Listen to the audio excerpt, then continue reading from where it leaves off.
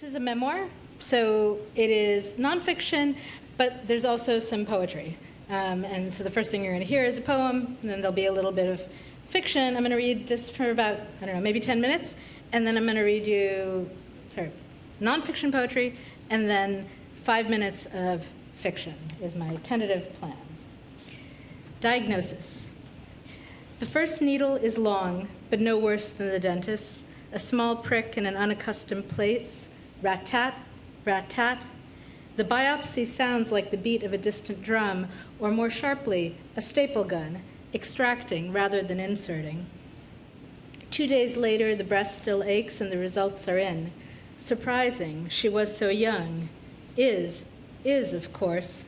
At 43, on the young side for this, but not outside the bounds. The last lump we were sure was cancer, benign uterine fibroids, only fertility threatening, spurring a spiral of panic, months of weeping about children not yet had, perhaps responsible for our finally having children at all. The pointed impetus, the reminder that we don't actually have all the time in the world. The odds are with us this time. Only 1 out of 20 won't make it. We have been lucky so far. Rat-tat, rat-tat. February 2015, Cancer Log 1. So I had a routine mammogram a few weeks ago. They found a suspicious mass and had me come back for a more thorough screening mammogram. They followed it up that same day with an ultrasound, and soon after with a biopsy. The biopsy found breast cancer. The prognosis is quite hopeful, we think. Nothing is certain yet. We're waiting on some hormone results and an upcoming MRI on Friday so the oncologists can do their assessment. I'm meeting with them next week, at which point I should learn definitively which stage it's at. But that said, my best guess, based on what we know so far, is that it's early stage 2. That's very good as these things go. That group now has a 95% 5-year survival rate. That's a confusing phrase. It means that after 5 years, they're still fine, and many of those people go on to live a long life afterwards, and even eventually die from things that aren't cancer. And, as friends have pointed out to me, in that 5% who don't make it, there are people who are already sick with other things, who may have compromised immune systems, who have other factors like alcoholism and drug addiction, who may be non-compliant with their medications, etc., and so on. So the odds are likely even better. There has been a tremendous amount of research into breast cancer, and they've gotten very good at treating it lately. That said, it is, of course, a bit stunning. I fully expected the biopsy results to come back negative. I'm somewhat young for this, and we have no history of cancer in our family as far as I know. The next several months are likely to be somewhat rough, though I don't know yet what my specific protocol will entail. Probably lumpectomy and radiation, possibly more radical surgery and/or chemo. I have a truly tremendous support network, a family full of knowledgeable doctors, and my department is being terrific about this as well. I plan to continue teaching every day I feel well enough to, and they'll bring in people to cover when I can't. My plan is pretty much to go on as close to normal as possible. I've been through 3 major surgeries already, 2 C-sections, 1 breast reduction, which, incidentally, should have nothing to do with the development of cancer. And I already know that my body tends to heal well and quickly from surgery. We're in fine financial shape with good insurance coverage. My life is in a stable and happy place generally, and have so many strong factors in my favor. It feels a bit weird to say this, but I can't think of anyone I know in a better position to deal with this. I plan to write about this, probably a lot, and be very transparent about the process. One great thing about being an artist is that when terrible things happen to you, you have a little voice in the back of your head saying, well, at least this will be good for my art. This is absolutely true, and this is the result, guys. You get a book. So, the main way I've dealt with every difficult thing in my life is by writing about it, so I don't see any reason to stop now. I don't think the conversations are going to be all cancer all the time. Among other things, I'm still deeply involved in the SF novel I'm writing. Okay, I think that's about it. If you have questions, do feel free to ask, but I may not get to the answers for a while, or possibly not at all. I've been telling close friends and family, and one thing I've found is that it does take time and energy to respond properly to well wishes. If I don't get back to you, please know that your thoughts are read and appreciated. Thanks, folks. So I'll pause here to note that, so this is, that entry was a few weeks after the initial diagnosis. So I posted the poem and the entry, one right after the other.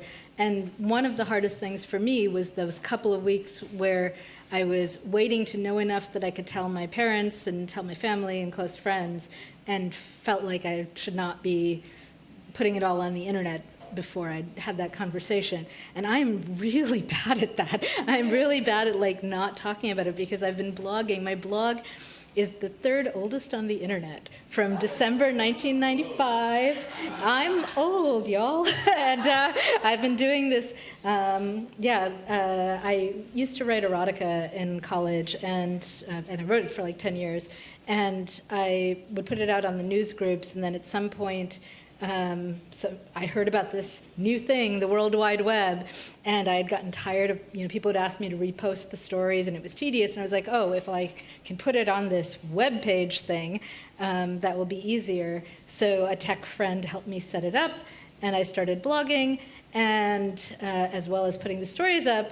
And, I had tried to keep journals before, and failed multiple times through my teens and my 20s, and it turned out I needed an audience. And as soon as I had an audience, I blog obsessively, often multiple times a day. It's really a lot. Okay, read a little bit more. I feel like, I haven't read from this before, so I'm like, do I tell you anything in advance? You may be able to tell. I'm fine. Should I preface with that? As far as I know, knock on all the wood, right? This was February 2015, so it's been 8 years. So I'm well past the 5-year mark. As far as I know, cancer-free. Another poem.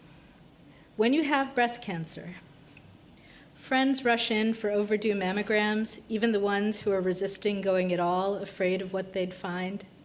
Husbands are kinder to their wives, hold them tight at night, seeing a future without them. It can make you cranky. This should be about you, but now it's also about them. You let it go. May something good come of this, more checkups and kisses. We should all be kinder to ourselves, to each other. I'm not going to read the whole of the next entry, but just the beginning of it. Cancer log 2. I find it scary not knowing what's coming. I learned yesterday that a friend of mine in her 60s hasn't had a mammogram at all yet, which startled me and made me wonder how many women I knew were avoiding them because they didn't want to know or because they thought it would be painful. I'm certainly immensely glad I went for mine, and I wanted to take a few minutes to walk you through the mammogram, ultrasound, and biopsy, just in case that helps put anyone's mind at ease. Gentlemen, pay attention too. You may one day want to help support a woman through this. Men can get breast cancer too, of course, but I don't think they currently do routine screening mammograms, although perhaps they should. So then there's, I did a lot of just kind of talking through the process. This is what happened, and this is what happened. You need to there are some procedures that you can keep your sweatpants on, and there are others where you got to strip all the way down, things like that. And I really liked knowing as much as I could in advance. I would get sometimes frustrated with the doctors because I think they don't want to overwhelm people, and so they're used to kind of doling out information in small bites, right? So I think, and it ended up fine, but I had to come to a communication with my doctor to make it so that she was she understood that I really just tell me everything, it's okay, right? So that's just something you could think about. I'm going to read you one more poem that I think is perhaps relevant to you all. Day after diagnosis. Barbara Walters asked, "But what would you do if the doctor only gave you 6 months to live?" Asimov answered, "Type faster." The urge is to write all the books. Some may be too ambitious.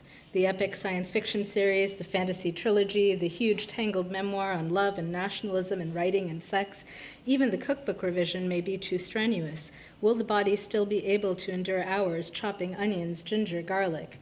The scent alone may be too much. Strange to contemplate, food no longer a comfort. Yet surely the poetry, domestic and small, will be manageable.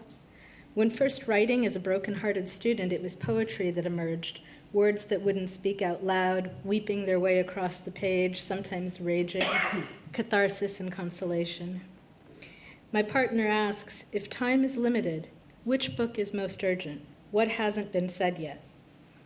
Time is always limited, and so far, everything known well enough to say has been said. That's something. But time is not yet over, and every day more small truths emerge in the silences. Asimov was right. As long as fingers and mind function, there will be writing as much as the body can stand. There will be poems, but there will also be books. So I didn't actually write full-on books during the year of cancer treatment, but I kept this log and eventually turned it into something. So I think I just wanted to read one more little bit here. I'll read one more poem and one more little bit. So, sanguine mostly. You seem so calm. My doctor says this to me when I call her 2 days after diagnosis, ready with lists of oncologists to consider, my calendar open, let's get this thing done. She sounds almost worried that I do not sound more worried, that perhaps the truth hasn't sunk in. I rush to reassure her that I have my weeping moments. I'm just action-oriented. I like to make plans and follow through. I am more ready than she is. It's actually really funny. Like, she called to give me the news, and this was like, she's not an oncologist, right? She's like just a general physician. And so she called, and I was at work, and I was very young for this diagnosis, and she starts almost crying on the phone as she's telling me this, and I'm thinking like, okay, you got to get it together, doc, you know? So I think she had not had to give that kind of news before. So anyway, she was very sweet. The waiting is the hardest, more than one person has said. I doubt that's true, but it is certainly maddening. I may procrastinate unpleasant email, tedious grading, but when the truly terrible looms, I'd rather dive in, head first. The Greeks divided us by humor. The excitable were choleric and melancholic, the calm, phlegmatic, and sanguine. I'm steadiest in the morning, when I can do research with a clear head, take calls, make plans. I'm even calm enough to reassure the people who love me, many of whom possess a more mercurial temperament. I'm glad to do that for them, to make small jokes, laugh it off. Then evening arrives, and the weight of the day descends with all its petty frustrations and greater fears. Then I take to my bed, curl around the drowsy dog, pull the covers high. You may just sail through this, my doctor says. Maybe, maybe not. And then the last bit I'm going to read from here, Cancer Log 7. It's hard to know how seriously to take this. On the one hand, the potential consequences are dire, a stark reminder of my own mortality and everyone else's. On the other hand, my odds are likely extremely good because it was caught so early and because breast cancer treatment is so well researched. Insert obligatory opinion to science. On the third hand, 1 in 8 American women will develop invasive breast cancer. This is not rare, and in the past few days, I've gotten literally dozens of emails from friends who have gone through cancer treatment, the vast majority of whom are now well recovered years after treatment. I end up fluctuating between freaking out and feeling like it's actually not that big a deal. I mean, it's clearly a big deal, but if 1 in 8 women are going to go through this, I'm not some special snowflake for having this happen to me. It's actually a bit comforting in a way. There was definitely an initial why me response, but if it's that common, well, why not me? And as an article, sorry, this is a little grim, as an article I read recently pointed out, the vast majority of us are going to be taken out by either cancer or heart disease in the end. So this hit me a little young. Odds were it was coming eventually anyway. At least there's a really good chance I can evade it, possibly for decades. All of which does make me feel like writing about it this way is perhaps a little overdramatic. That first poem about diagnosis, for example, that one was pretty morbid. The initial impulse to start making detailed video letters to my children, should I not be around for the rest of their childhoods, total overreaction and way ahead of the game. I'm a little embarrassed in retrospect by the first night's weeping. But cancer is a big deal, even if it's relatively common, even if my odds are excellent of beating it this time. And part of what's great about poetry is that it can be very of the moment, capturing the intensity of what you're experiencing right then, even if your rational mind catches up the next day and is embarrassed by those emotions. I was embarrassed by some of my broken-hearted breakup poetry too, especially after Kevin and I got back together. Oops. Still, the moment was what it was, and as a writer, my hope always is to capture a few truths of the human heart, foolish and emotional and overreacting as it may be. So there's a lot more. As you can see, it's kind of a thick book. There are like 200 entries by the time I stopped. And yeah, and there's some little notes at the end for suggestions. A couple of things I would just say are true. The worst part, I don't know about the worst part, but one of the worst parts was the waiting.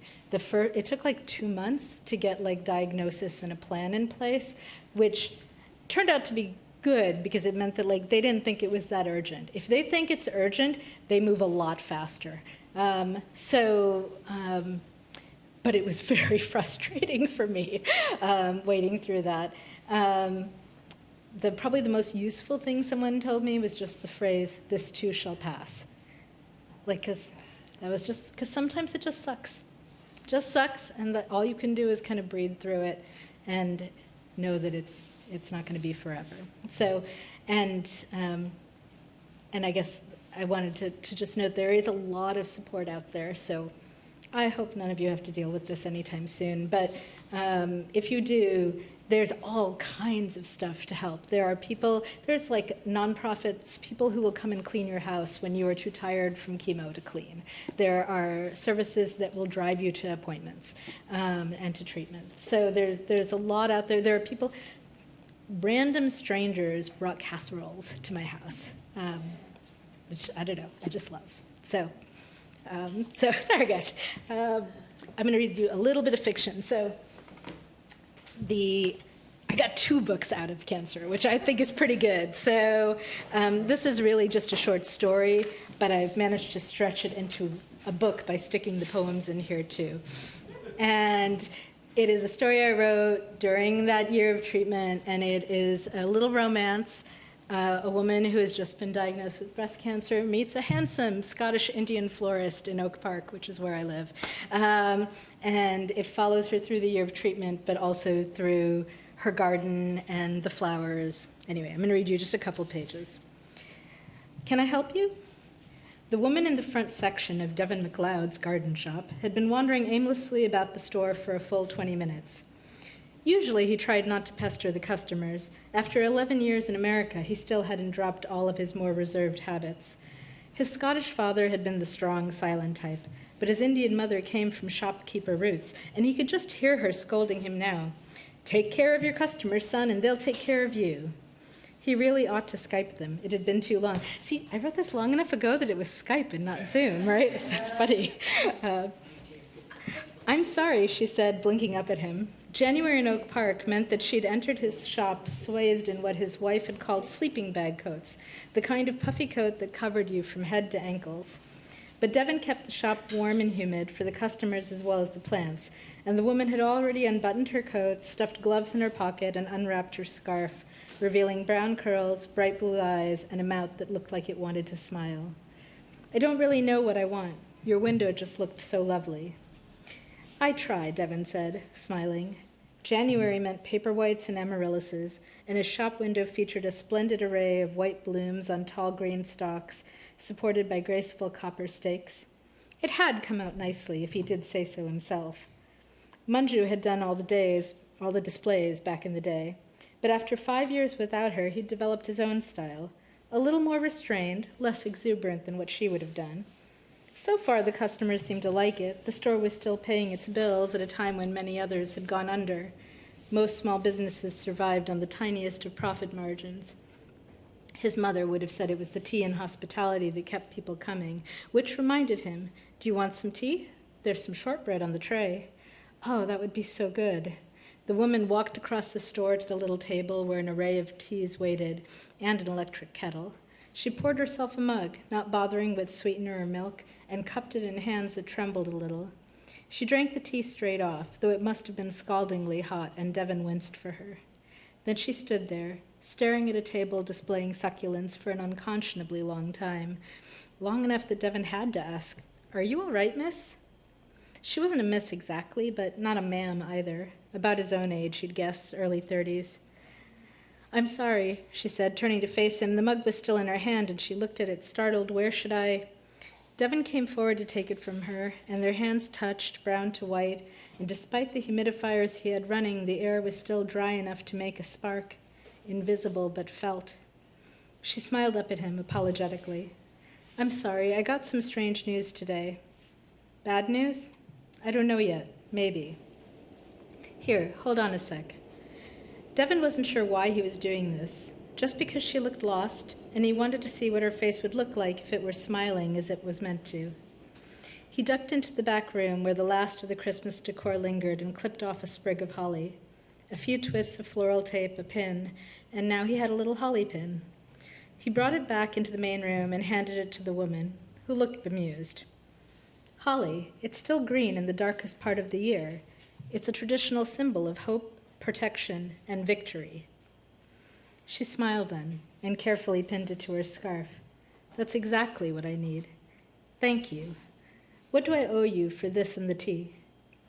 Her smile was exactly what he thought it would be, brightening a sweet face to startling beauty. Devon couldn't help smiling in response. "Please, the holly's on the house, and the tea is always complimentary.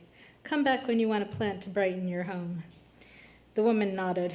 "I'll do that, although I'm afraid I tend to kill plants, and if you could see the disaster that is my home right now, well..."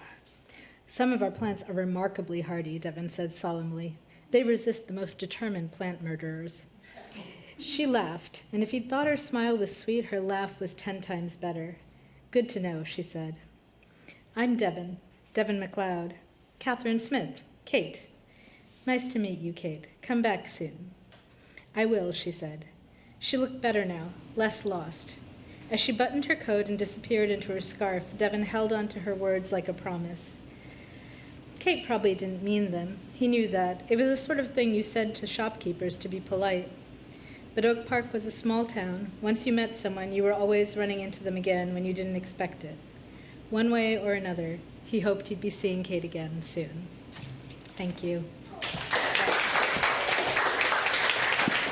Spoiler, he does see her again soon. So